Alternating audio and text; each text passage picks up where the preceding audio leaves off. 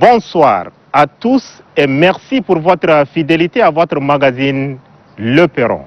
Nous ouvrons ce numéro 101 de votre magazine Le Perron par la réflexion de la semaine. Une réflexion consacrée à l'assouplissement des mesures restrictives. La décision est prise au sortir de la dernière réunion du comité de gestion des crises sanitaires présidé par le président de la République, Idriss Déby Itno.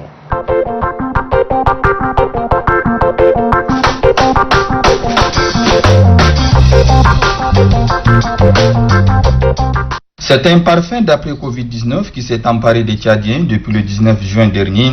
La réunion évaluative tenue ce jour par le comité de gestion des crises sanitaires sous la houlette du chef de l'État Idriss Déby Itno a décidé ou envisagé un assouplissement progressif des mesures en vigueur. Ainsi, les lieux de culte sont autorisés à ouvrir leurs portes aux fidèles sous certaines réserves à partir du 25 juin 2020. À la suite des marchés et des écoles, les mosquées et églises vont retrouver de l'ambiance après 3 mois de fermeture. La nouvelle a réjoui tous les Tchadiens qui ont hâte de se rassembler pour prier. La spiritualité à laquelle ils sont attachés peut se manifester à un moment où la courbe de la Covid-19 est en train de fléchir.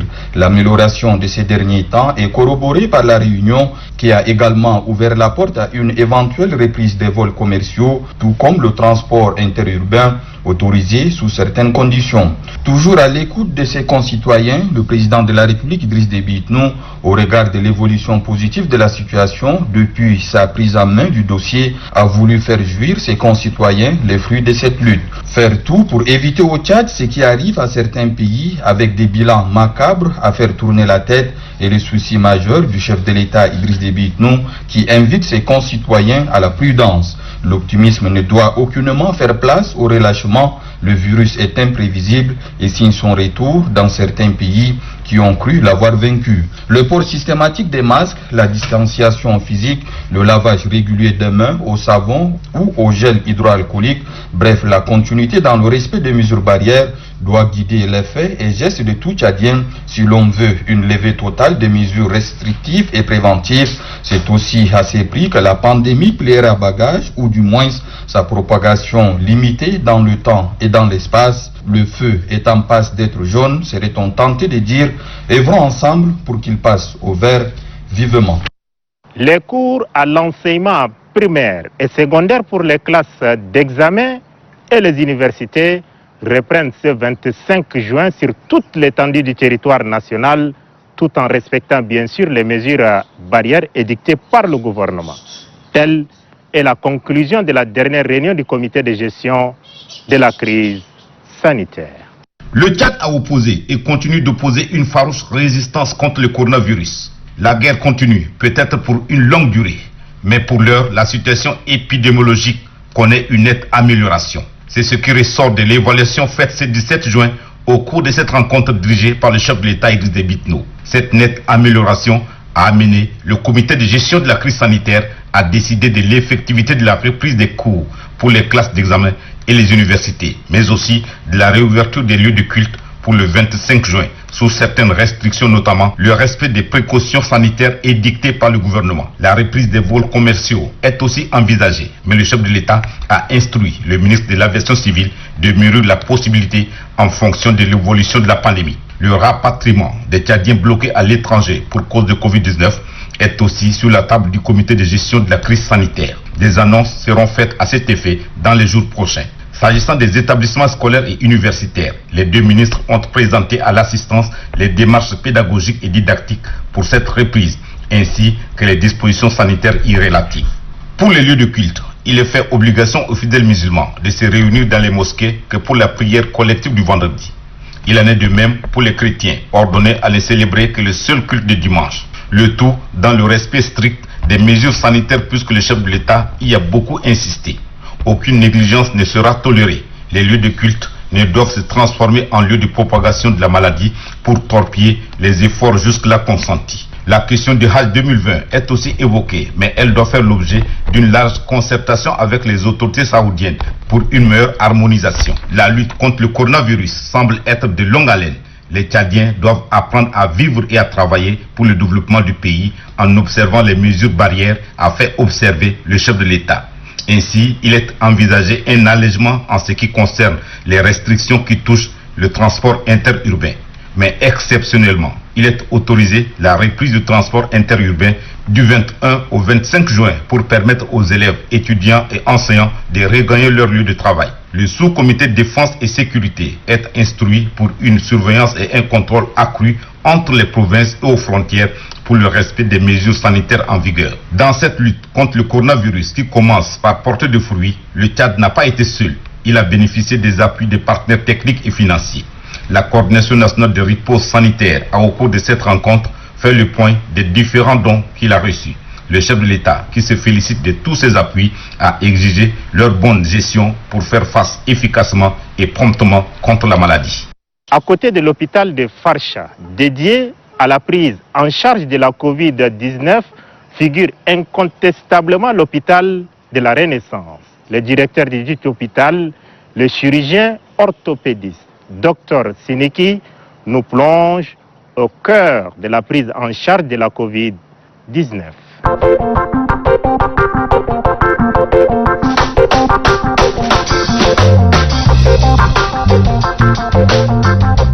Vous savez qu'au début de la pandémie, le ministère de la Santé publique avait donc affrété un centre qui est le centre de Farsha pour la prise en charge de tous les patients de la ville d'Njamena. Mais en même temps, dans sa stratégie, le ministère a alerté tous les grands hôpitaux de la ville, notamment les CHU, pour qu'ils se préparent à d'éventuels débordements en cas où la maladie arrivait à se répandre dans la cité. Et donc, dans cette stratégie, nous nous sommes préparés aussi à prendre en charge les patients Covid selon la mission qui a été assignée à notre hôpital. Et donc, comme vous le savez, au début, les données épidémiologiques annonçaient la pandémie, le pic de la pandémie pour fin mai à peu près, mais très vite nous avons été débordés et nous nous sommes retrouvés ainsi au cœur de la prise en charge des cas les plus compliqués.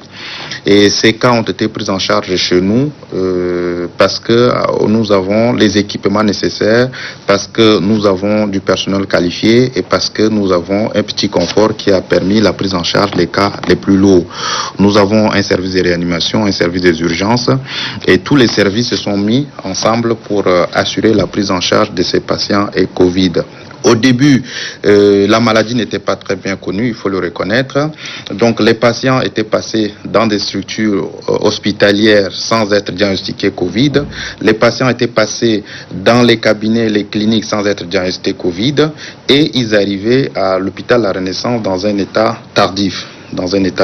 Et nous avons connu malheureusement durant cette période quelques cas de décès qui sont liés donc à l'état des patients quand ils arrivaient chez nous. Et en plus, nous savons que les patients parfois sont mal suivis. Donc tous les patients qui avaient des tares associés, c'est-à-dire tous ceux qui avaient le diabète, tous ceux qui avaient l'hypertension, qui étaient asthmatiques, ont payé un lourd tribut par rapport à cette pandémie. Et donc, nous avons connu quelques cas de décès parmi ces patients-là. Au pic de la pandémie, il nous est arrivé de recevoir jusqu'à 50-60 patients par jour en même temps. Donc, ça a été une gestion très difficile. Et vous savez, dès le début de cet établissement, les hautes autorités ont mis à notre disposition, ont équipé cet hôpital des moyens d'imagerie très modernes. Je veux parler du scanner et de l'IRM. Donc, très tôt, nous avons été parmi les premiers à utiliser le scanner dans le diagnostic de cette maladie. Le scanner nous a permis de diagnostiquer assez rapidement la pathologie parce qu'en 10 minutes on avait les résultats. Le scanner nous a permis de couper également la transmission parce que c'était facile de diagnostiquer la maladie et ainsi nous avons donc pu améliorer la prise en charge de façon impeccable au niveau de l'hôpital La Renaissance. Donc nous disons de manière globale que la prise en charge médicale était impeccable. Nous avons un peu souffert d'inconfort et cela était dû au fait que nous avons été débordés par le nombre de patients. Mais en général, nous pouvons dire que nous avons assumé notre mission et la mission que l'État nous a assignée qui est d'apporter des soins de qualité. Parce que vous savez, comme je le disais tout à l'heure, l'hôpital s'est retrouvé au cœur de la prise en charge des patients très lourds. très lourd parce que nous avons eu des équipements nécessaires pour ça. Donc nous sommes nous retrouvés comme dans les pays européens, dans les services de réanimation qui ont effectivement avaient un taux de décès très élevé, autour de 34-40%.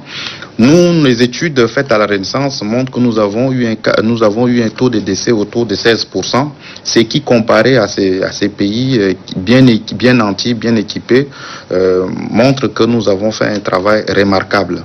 Nous avons fait ce travail remarquable avec le soutien de hautes autorités qui nous ont accompagnés et qui sont venus en renfort, parce que nous avons eu un service qui était prévu pour la prise en charge des 10 patients au départ. Donc nous avons pu bénéficier des respirateurs du ministère, des ventilateurs du ministère pour permettre la prise en charge de ces patients lorsque le nombre était devenu très abondant. Donc au fil du temps, voyant que l'hôpital était impacté négativement par la pandémie, avec le soutien encore du ministère de la Santé publique, nous avons aménagé carrément une aile Covid en dehors de tout le circuit habituel de nos patients pour permettre la prise en charge adéquate. Et aujourd'hui, je peux vous annoncer que nous avons une capacité de 40 personnes pour la prise en charge de 40 patients spontanément qui qui auraient besoin de l'oxygène, d'une prise en charge assez lourde. Et donc, au fur et à mesure que les équipements étaient donnés au ministère de la Santé, l'hôpital La Renaissance a bénéficié de ces équipements-là. Aujourd'hui, nous avons pu aménager une structure de prise en charge Covid avec plus de 40 lits. Je pense que c'est une capacité qui est importante et Dieu merci. Nous connaissons une baisse des activités de nouveaux cas de Covid, mais nous sommes encore mieux lotis, mieux préparés pour prendre en charge ces patients-là. Donc, nous saluons aussi l'état d'esprit du personnel dès le départ, le personnel de l'hôpital, les différentes directions de l'hôpital, les directions de soins, les services des urgences, tous les services se sont mobilisés. Et je pense que c'est cette mobilisation-là qui nous a permis d'éviter le pire.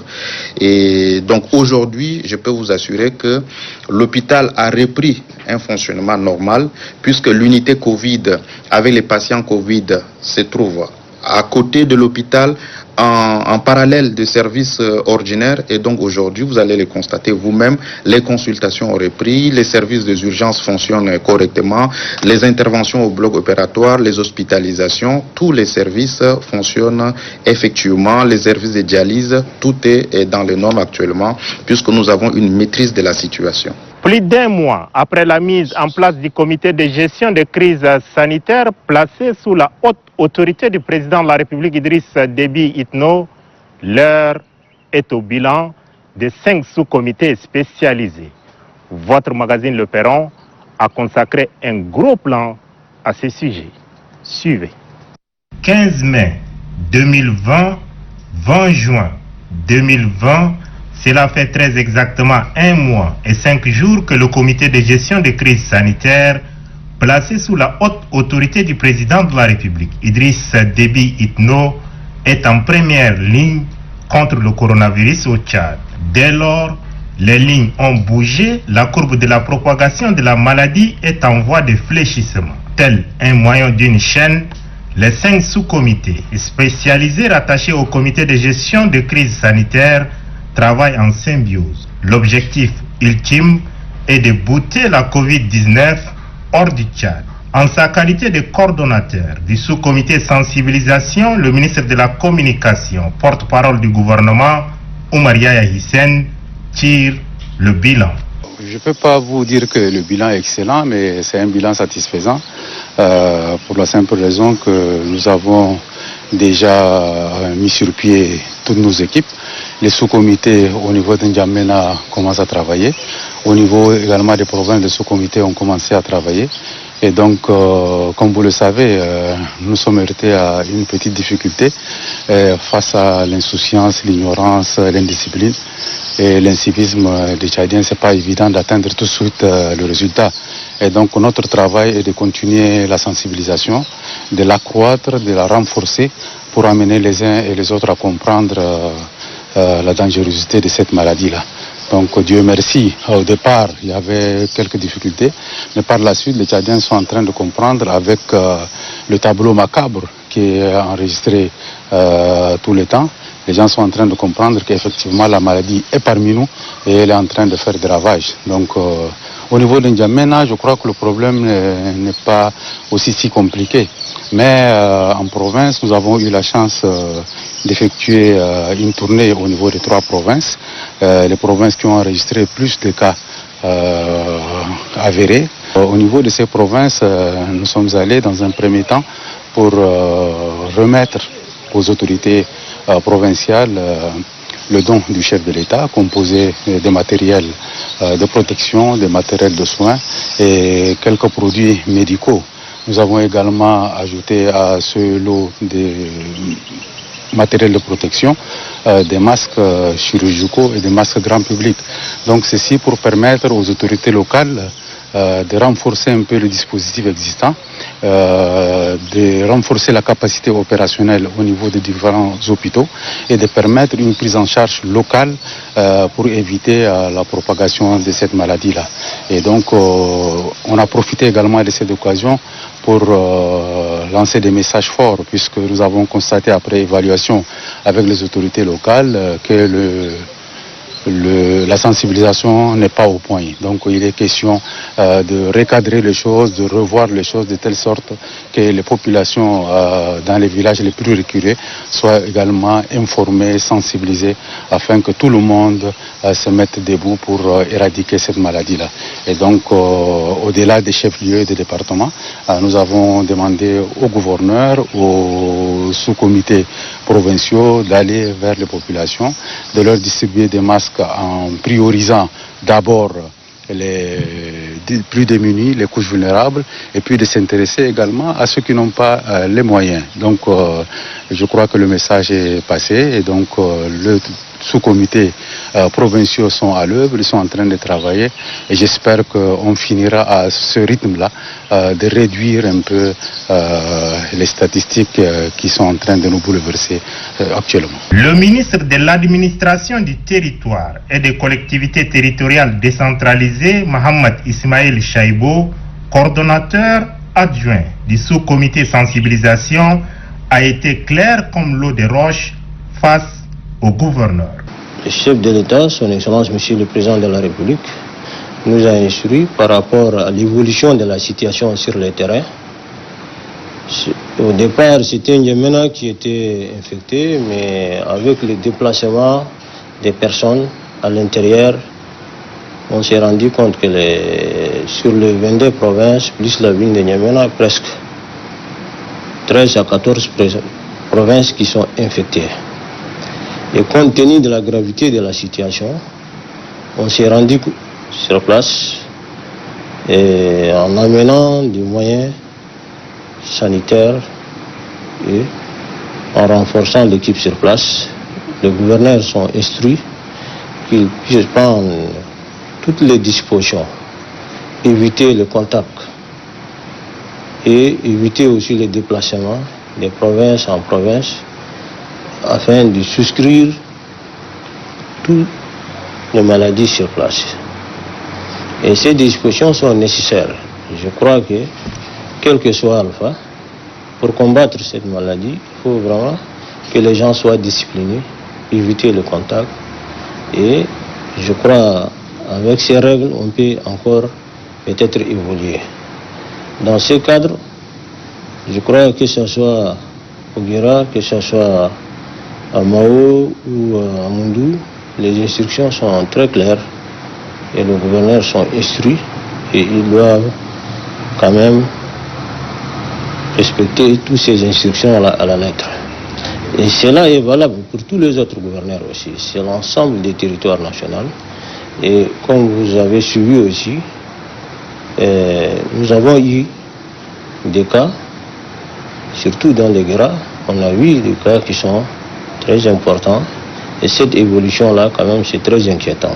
Donc, ce rythme-là, il faut faire tout moyen pour souscrire cette maladie-là sur place et éviter aussi le contact entre personnes. Son Excellence, en sa qualité de président du comité de gestion des crises sanitaires, lors de la dernière réunion et en suivant aussi l'évolution de cette pandémie par rapport au comité scientifique qui nous ont fait la situation. Il a fait tout à fait nécessaire que toutes les dispositions dans les différentes provinces doivent être prises. Et ça, je crois, ce sont des mesures qui ont été instruites par son Excellence et nous avons relié aux différents responsables administratifs qui sont les dépositaires aussi de l'autorité de l'État. Et à leur tour, ils doivent relayer ces messages au fond des Tchad profond. Tout le monde doit faire très attention à ce qui se passe et nous espérons peut-être dans les jours à venir, si ça évolue bien, on verra bien. Sinon, on va renforcer encore toutes les dispositions pour vraiment contrecarrer cette pandémie-là. La mobilisation des fonds externes dans le cadre de la lutte contre la Covid-19 est l'affaire d'un binôme composé du ministre de l'économie et de la planification du développement, Dr Issa Doubragne, et son collègue ministre des Affaires étrangères, Chérif Mohamed Zem. Qu'en est-il de la mobilisation des fonds extérieurs? C'est un sentiment tout à fait de responsabilité, mais aussi de reconnaissance de la nouvelle dynamique impulsée grâce au leadership du chef de l'État lui-même, qui a consisté à la restructuration du comité et au redéploiement des énergies et des responsabilités. Donc vous avez vu que l'équipe restreinte, avec des responsabilités bien identifiées, bien ciblées, est en train de faire un travail très intéressant et avec la confiance placée en la coordination nationale et structurée elle aussi au niveau national. Nous avons le sentiment que le travail est fait de meilleure façon que ce que nous avons commencé. Nous faisons un man honorable, il faut le reconnaître. Et ce qui a fait que nous, du côté de la mobilisation des ressources, nous avons, avec le ministre des Affaires étrangères, nous sommes répartis les tâches, à moi la mobilisation des financements et au ministre des Affaires étrangères des dons. Et vous avez pu remarquer que tant du côté des financements que du côté des dons, des actions concrètes sont en route et qui permettent aujourd'hui la mise en place des actions que nous avons dans notre plan déterminé ensemble. Grâce à une diplomatie agissante et l'aura de son président, Idrissa Déby Itno sur l'échiquier international, le Tchad a bénéficié d'une aide médicale incommensurable de plusieurs pays amis. Les Tchadiens, bloqués à l'étranger pour cause de confinement et ou fermeture des aéroports dus à la pandémie du coronavirus, ont été également rapatriés sur fonds propres de l'État, précise le chef de la diplomatie tchadienne, Chérif Mohamed Zem. Nous avions, dès l'éruption de la pandémie de Covid au Tchad, contacté plusieurs pays pour effectivement solliciter un appui en médicaments, matériel et équipements de lutte contre la Covid-19. Concernant les appuis des différents pays amis, ils sont nombreux, mais je voudrais citer quelques-uns, en commençant par la République fédérale d'Allemagne qui avait offert un laboratoire donc de tests très performant et dont la capacité a été même augmentée avec des matériels fournis récemment. Il y a la République populaire de Chine qui nous a livré aussi un lot très important donc, de matériel d'équipement de lutte contre la Covid-19. Il y a la République sœur d'Égypte qui nous a également fourni et livré par un vol spécial donc affrété par ce pays une quantité importante de matériel et notamment des désinfectants. Et il y a aussi la France à travers l'AFD qui a fourni donc un lot important de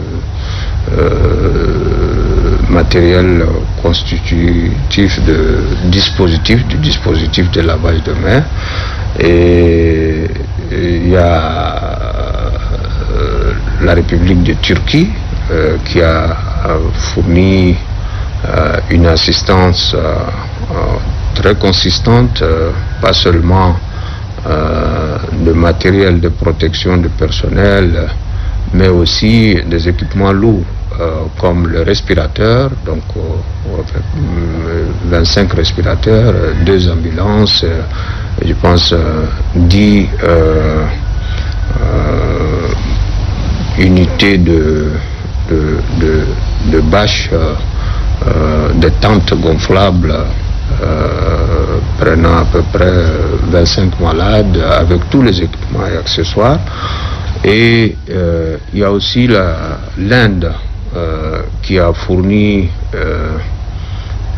une quantité importante de médicaments, surtout de médicaments essentiels pour le traitement de la Covid-19. Nous avons le Royaume du Maroc qui nous a fourni aussi un lot très important de matériel, médicaments anti-épidémiques. Donc grosso modo, nous avions reçu presque 1 million de masques, toutes catégories confondues. Nous avions également reçu à peu près 150 000 gants médicaux, près de 2000 thermomètres médicaux, 34 respirateurs, donc 25 fournis par la Turquie et 9 par la République populaire de Chine, y compris le don de la fondation Jack Ma, 10 défibrillateurs, 75 000 couvre-chaussures, 50 000 kits de détection de Covid-19 et des milliers de tiges de prélèvement, de lunettes de protection et autres équipements médicaux et paramédicaux. En termes de médicaments, je pense essentiellement fournis par l'Inde et le Royaume du Maroc, nous avions hydroxychloroquine à peu près 100 000 comprimés, chloroquine 100 000 comprimés, azithromycine 400 000 comprimés et des dizaines de milliers de doses donc de médicaments, de divers médicaments nécessaires. Beaucoup de nos compatriotes se sont retrouvés dans une situation difficile et ils ont lancé des cris de détresse à travers les différents pays. Et, le chef de l'État a été très sensible à ces cris de détresse et il nous a instruit donc de prendre toutes les dispositions pour faire rentrer tous ceux qui sont bloqués soit dans des zones de transit, soit dans des pays où ils sont rendus juste pour une semaine ou pour quelques jours. Certainement avec la Covid-19, on ne peut pas tout simplement autoriser le compatriote à rentrer, mais une fois de retour, il faudrait que l'État le prenne en charge pour leur confinement, donc pendant 15 jours. Et vous savez, entre les facilités ou les compensations à accorder aux compagnies aériennes, parce que les vols ne sont plus des vols commerciaux réguliers, mais c'est des vols charter. Donc vol charter, qui dit vol charter, c'est des vols qui sont organisés dans des conditions spéciales et cela implique à la fois des dépenses et nous étions obligés non seulement de donner des compensations aux compagnies qui effectuent ces vols, mais aussi de leur accorder des facilités en termes de suppression de toute taxe aéroportière, y compris l'assistance en handling, une fois arrivé et au départ. Alors, cela a coûté des centaines de millions, je dirais même au-delà de 1 milliard et quelques, y compris la prise en charge des hôtels. Et nous avions rapatrié, disons, dans l'ordre chronologique, 83 Tchadiens de Tunisie, 234 Tchadiens de France, 129 Tchadiens ayant emprunté le même vol Émirats Arabes Unis et Éthiopie. Le total c'était 129. Nous avions rapatrié de l'Égypte 423 Tchadiens, du Pakistan 51 compatriotes et du Soudan 220 Tchadiens.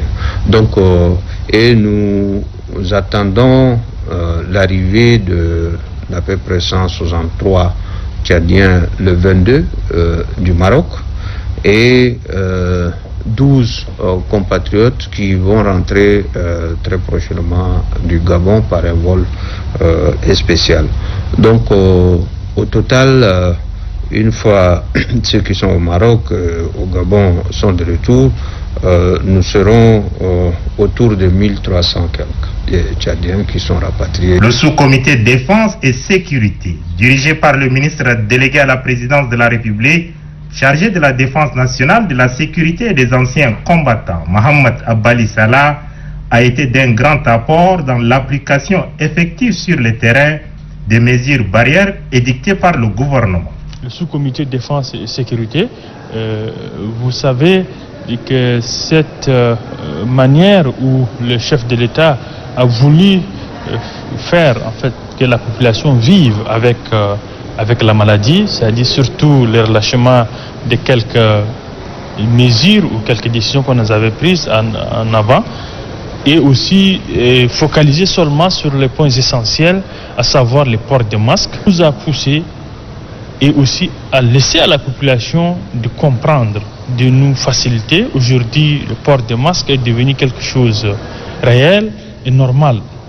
Et nous avons même eu l'appui, pas seulement de forces de défense et sécurité ou bien du gouvernement, mais beaucoup des organisations non gouvernementales, des associations ont contribué à sensibiliser la population au port de masque. Donc c'est les quelques éléments qui ont contribué et qui ont donné l'effet, et qu'aujourd'hui la population non seulement vive avec la pandémie, mais ils respectent aussi les mesures barrières. Comme tout le monde l'a constaté, il y a eu un net changement. Et je voudrais m'étaler un peu sur qu'est-ce qui a poussé en fait ces changements. C'est le fait qu'aujourd'hui le comité est dirigé ou présidé personnellement par le chef de l'État, ce qui fait que toutes nos préoccupations ne sont pas atteintes par un retard. C'est-à-dire nous discutons directement avec le chef de l'État, ce qui a fait que tous les sous-comités, différentes sous-commissions ont pu réaliser leurs suggestions, de leurs contributions. Le comité de gestion des crises sanitaires, dirigé personnellement par le chef de l'État Idriss Déby Itno, s'est réuni tous les mercredis au palais présidentiel. Ces actions sont désormais visibles et lisibles. Une chose est sûre et certaine, la Covid-19 ne sera l'ombre d'elle-même chez nous que si et seulement si chaque Tchadienne et chaque Tchadien s'approprie les gestes barrières simples édictés par le gouvernement, qui sont entre autres le lavage de mains, la distanciation physique et le port de masques. Votre satisfaction reste et demeure notre ultime réconfort moral. Protégez-vous contre la Covid-19 et protégez vos semblables en respectant les mesures barrières. Merci d'être des nôtres la semaine prochaine pour le 102e numéro de votre magazine Le Perron. D'ici là, portez-vous bien.